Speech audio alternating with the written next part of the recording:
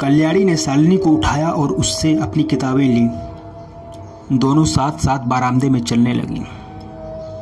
शालिनी ने पीछे मुड़कर देखा। दूर लड़कों के साथ खड़ा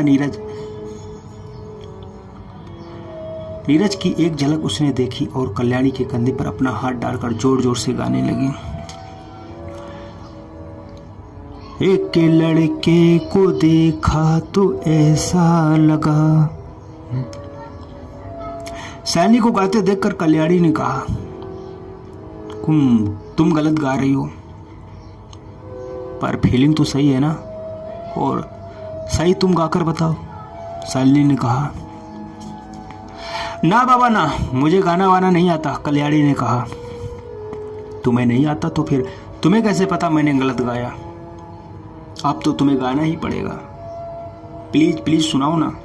शालिनी ने उसका कंधा हिलाते हुए कहा। कल्याणी ने मना किया, पर शालिनी तो अड़ गई। बरामदे में खड़ी कल्याणी उसे समझ नहीं आ रहा था। शालिनी उससे गाने की बार बार रिक्वेस्ट कर रही थी। कल्याणी ने नहीं गाया तो शालिनी नाराज होकर मुंह घुमाकर दूसरी तरफ देखने लगी। कल्याणी बेचारी उसकी जिद के आगे हार गई। सामने से आते अतुल सर पर कल्याणी की नजर पड़ी। अतुल सामने से फोन पर बात किए हुए चला जा रहा था। हवा की वजह से उसके बाल उड़कर आंखों पर आ रहे थे। नीले रंग की शर्ट में वह और भी खूबसूरत लग रहा था। उसे देखते ही कल्याणी को ना जाने क्या हुआ और वह धीरे से ही गाने लगी।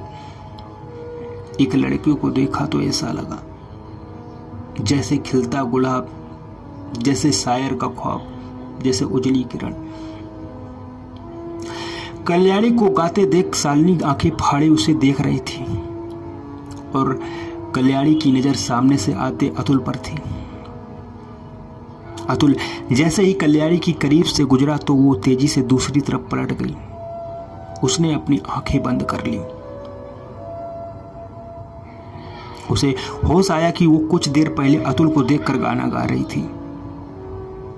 आंखें मीचे हुए मन ही मन कहा, आई होप अतुल सर ये सब सुन न ले। अतुल फोन कान से लगाए कुछ कदम ही चला था कि वापस मुड़ा और कल्याणी के पास आकर कहा, अच्छा गाती हो। अतुल की आवाज सुन कल्याणी ने अपनी आंखें खोली। अतुल उसके बिल्कुल सामने खड़ा था। कल्याणी कुछ बोल ही नहीं पाई। तभी शालिनी ने बीच में कूदते हुए कहा, यही तो इससे मैं कह रही हूं सर कि तुम बहुत अच्छा गाती हो, फिर भी ये वार्षिक उत्सव में हिस्सा नहीं ले रही। तुम्हें वहां गाना चाहिए, तुम्हारी आवाज बहुत अच्छी है, अतुल ने कहा और फिर मुस्कुराकर वहां से चली गई।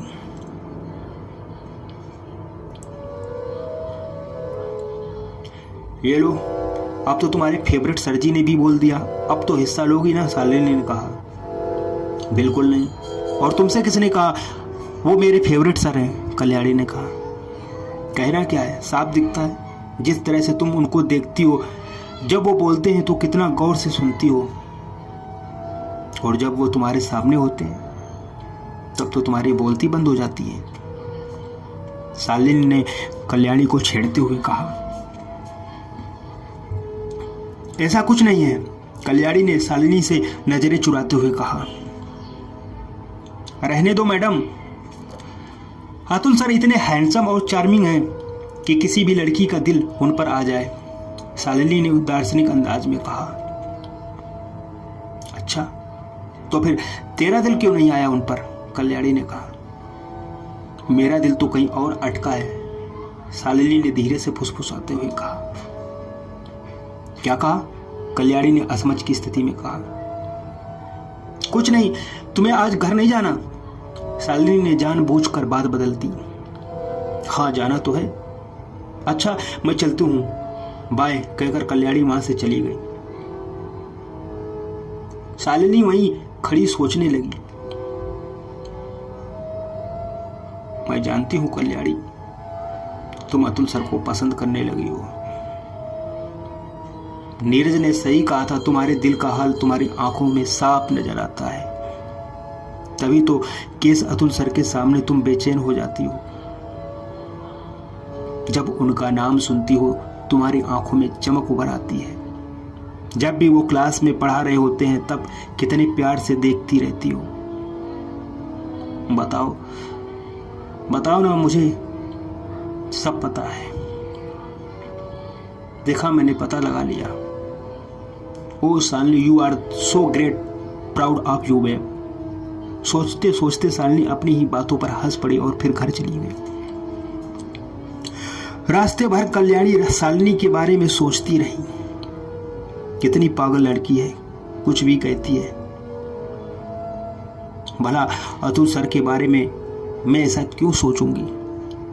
वो बहुत अच्छे हैं और कॉलेज की सारी लड़कियां उन्हें पसंद करती हैं। और शालिनी भी तो कभी सीधी बात करती ही नहीं। उसका दिमाग तो अलग ही दिशा में घूमता रहता है। छोड़ो, मुझे इससे बारे में सोचना ही नहीं है। ऑटो में बैठी कल्याणी के चेहरे पर परेशानी के भाव उभर आए। कल्याणी घर पहुंची। घर में सिर्फ सीमा थी, रवि बाहर खेलने गया हुआ था। माँ, दादी कहाँ है? नजर नहीं आ रही, कल्याणी ने अपना बैग टेबल पर रखते हुए कहा। दादी वापस गांव चली गई हैं, तुम्हारे बड़े पापा के पास। बड़े पापा और उनकी फैमिली दादी के साथ वैष्णो देवी के दर्शन के लिए गए हैं, सीमा ने किचन से बाहर आते हुए कहा। अच्छा है, दादी को भी घूमने का मौका मिल गया, कल्याणी ने मुस्कुराकर कहा। मैं चाय बनाने जा रही हूं, तुम चाय के साथ कुछ और लोगी? सीमा ने किचन में जाते हुए कहा।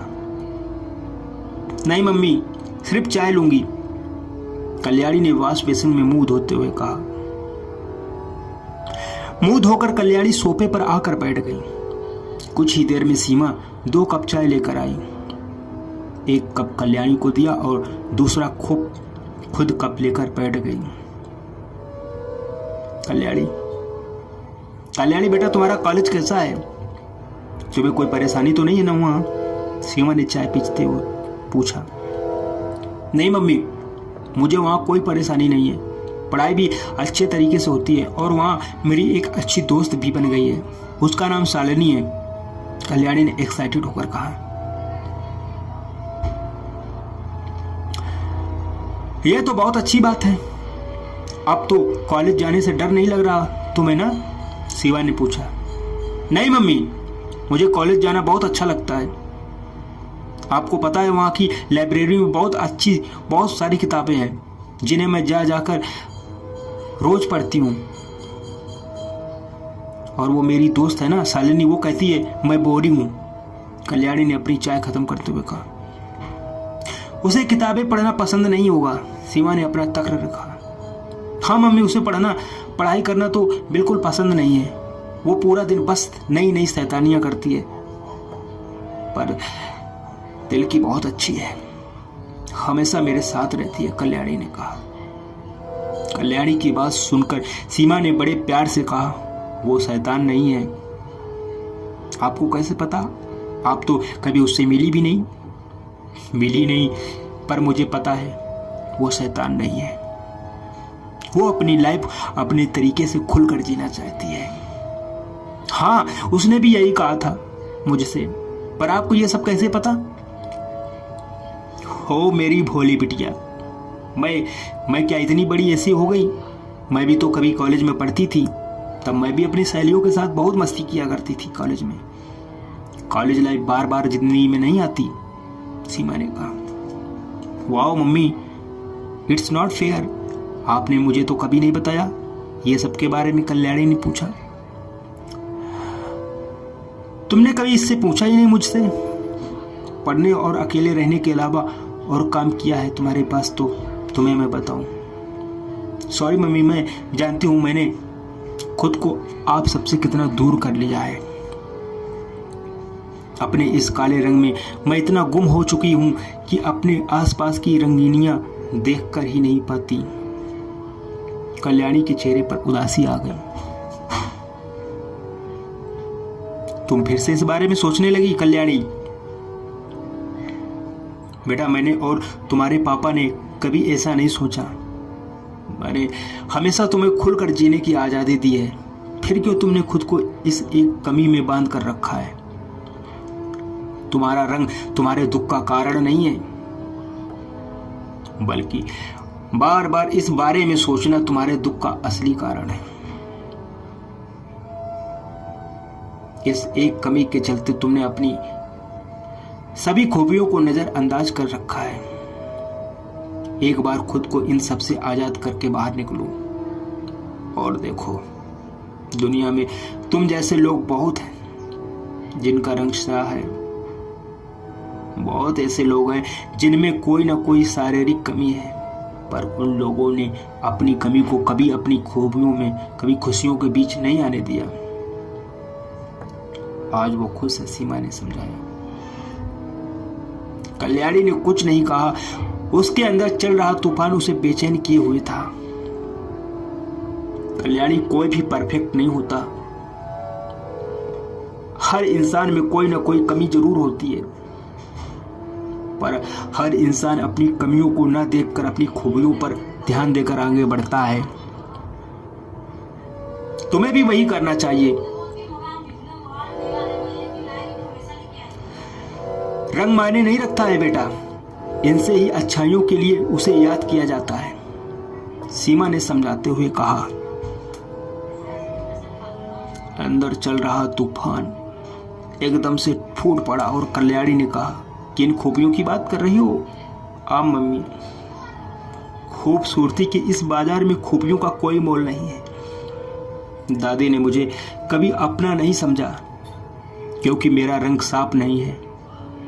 मेरे बड़े पापा के बच्चे जो कि मेरे भाई बहन हैं, वो सिर्फ इसलिए मेरे साथ नहीं रहते क्योंकि मेरे साथ रहकर वो अपने दोस्तों के बीच शर्म महसूस करते हैं। जानते हो क्यों? क्योंकि मेरा रंग उनके रंग से मेल नहीं खाता। बचपन में जब भी मैं अपने पसंदीदा कलर पहनना करती थी तो आप मना कर देती थी, ये कहकर कि इसमें मेरा रंग और स्याह लगता है। स्कूल, घर, बाहर हर जगह मेरे रंग की वजह से मुझे दुख पहुंचाया गया। फिर आप किन खूबियों की बात कर रही हैं? कल्याणी एक सांस में सब कह गई। सीमा जानती थी कल्याणी की बातों में कोई झूठ नहीं है। जाने अनजाने में उसने भी तो कल्याणी को यह एहसास दिलाया था। सीमा को चुप देखकर कल्याणी ने कहा, मैं जैसी भी हूं खुश हूं मम्मी, बस मुझे मेरे हाल पर छोड़ दीजिए। मुझे आप लोगों से कोई शिकायत नहीं है। अगर हम लोगों से कोई शिकायत नहीं है तो फिर क्यों खुद को ऐसे ठेस पहुंचा रही हो?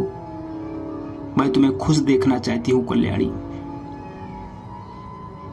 हमेशा हंसते मुस्कुराते देखना चाहती हूं, सीमा ने नम आंखों से कहा। सीमा की आंखों में आंसू देखकर कल्याणी को अच्छा नहीं लगा।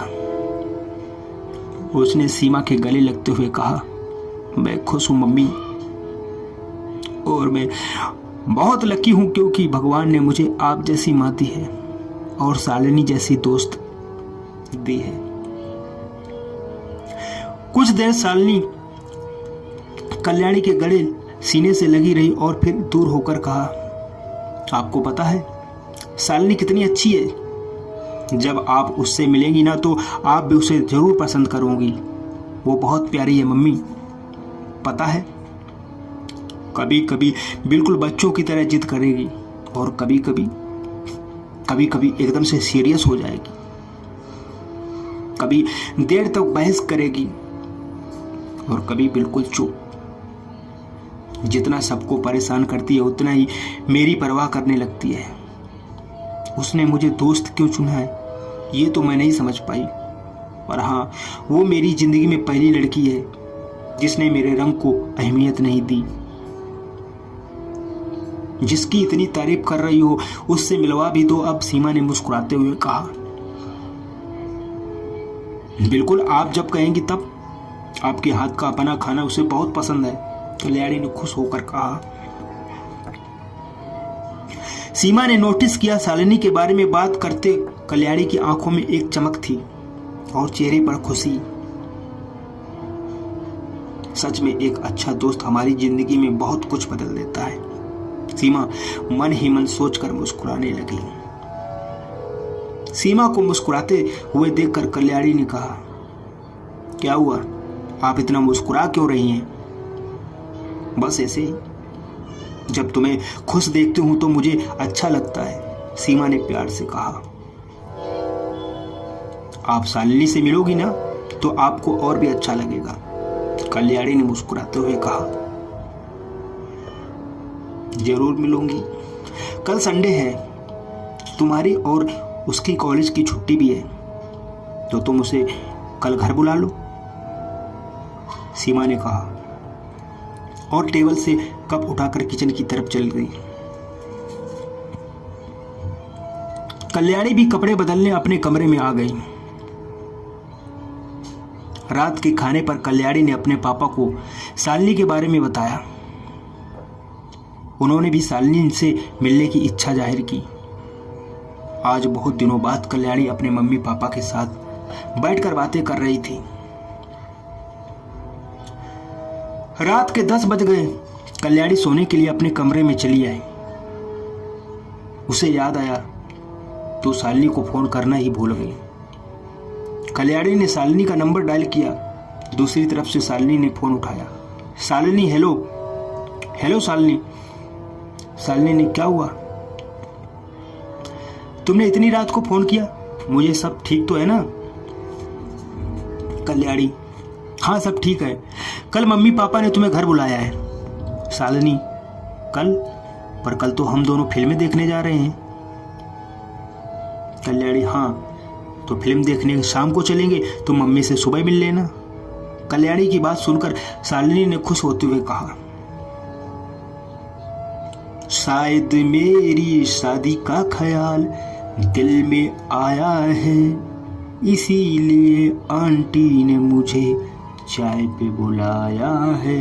शालिनी ने इतनी नौटंकी से कहा कि कल्याणी हंसी आ गई कल्याणी को। वैसे तुमने आंटी से मेरी शिकायत तो नहीं की ना? कहीं ऐसा ना हो आंटी से मेरी शिकायत करके मुझे अपने घर जूते खाने के लिए इनवाइट कर रही हो। शालिनी ने कहा, ऐसा कुछ नहीं है पागल, मम्मी बस मिलना चाहती हैं, कल्याणी ने कहा। ओके मैं आ जाऊंगी।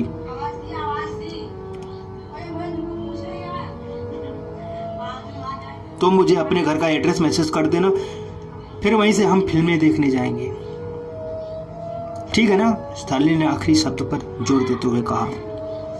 हाँ बाबा ठीक है, चलेंगे,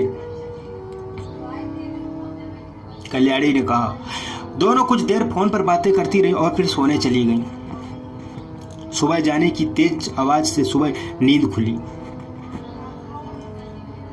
गाने की आवाज पड़ोसी के घर से आ रही थी। कल्याणी नींद खुल जाने की वजह से गुस्से में उठकर खिड़की के पास गई।